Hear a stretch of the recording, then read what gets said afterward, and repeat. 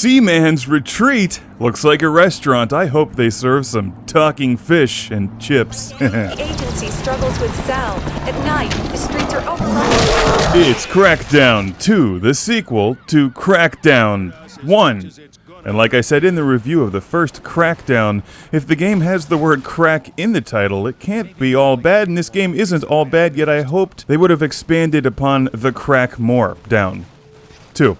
Once again, we find ourselves in Pacific City, this time slightly more distressed. The old security center's now ready to receive a beacon. Head for the location marked on your tracker. This reminds me of one of those sequels when a band that you really like puts out their second album, and it's pretty much as good as the first one, except exactly the same. I'm no shrink, but even I know that sounds like one crazy bitch. That sounds like a complaint, but it's kind of a compliment complimenting the talent of the designers, yet complaining about the lack of innovation. It's a lot like playing the first game again, which is not a bad thing because I really enjoy Crackdown. But Crackdown 2 loses some of the pizzazz and excitement that the first one had. We return to Pacific City, except this time it's more or less destroyed after the events in the first game and overrun by freaks, which are like the equivalent of mutated zombie things. And the objectives may have different names, but they're basically the same thing. That's it. Make them pay.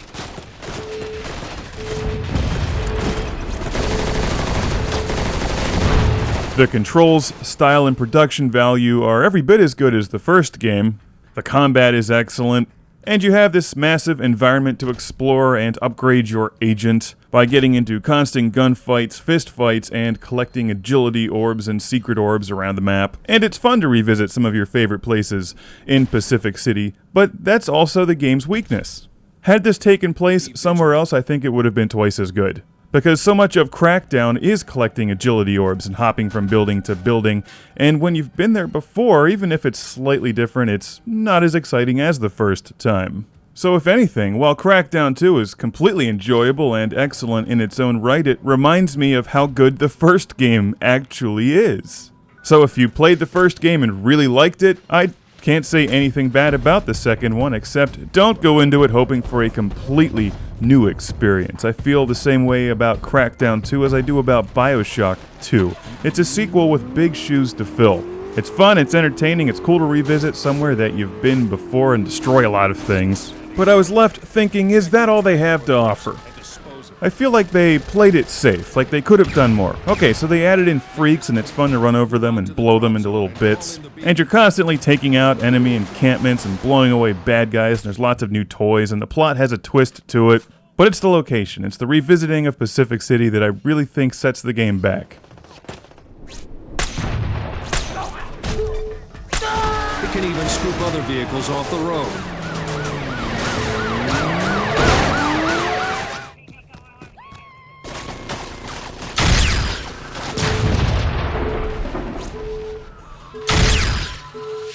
Now, let me back up a moment. Everything I've recorded to date sort of assumes that you've played the first Crackdown, which was a huge release for the Xbox 360, like a Grand Theft Auto game mixed with a superhero comic book. That same feeling carries over to Crackdown 2, except this game is slightly darker. And I'm not talking about the content so much as the color scheme. It's just not as vibrant as the original Crackdown. If you have not played either game, I'd recommend starting with the first one at least to set the stage and learn about Pacific City and get the whole story from the beginning.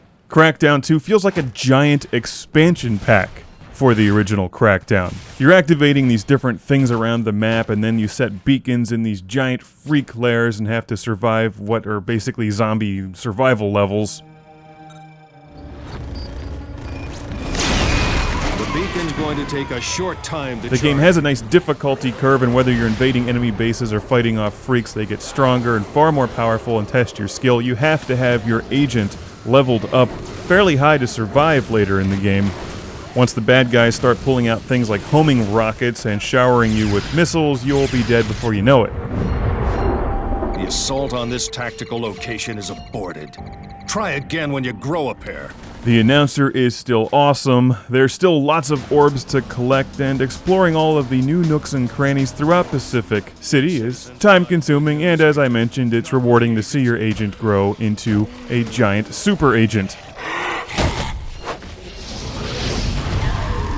There's also more multiplayer options in Crackdown 2. So in conclusion, Crackdown 2 is not so much a sequel as it is a continuation of the original Crackdown. If you sit down to play both of them back to back, I think you'll have a great time because it's a lot of fun. It's a terrific game if you're into that Grand Theft Auto style. But if you're looking for a totally revamped, new, invigorated Crackdown that raises the bar even higher, you're not going to find it here. Assuming that the series continues, because it's really a lot of fun and very well made, I'd like to see the third Crackdown take place somewhere else. Make up a totally new environment instead of just car variations. Give me spaceships, cowboys, ninjas, talking blue things, 3 apples high, and giant mushrooms. Make it stand out. Make Crackdown 3 truly live up to its name with 3 times the crack of the first one.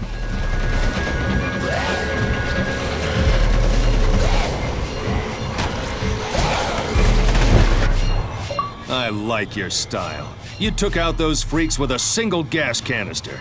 That's an obvious achievement.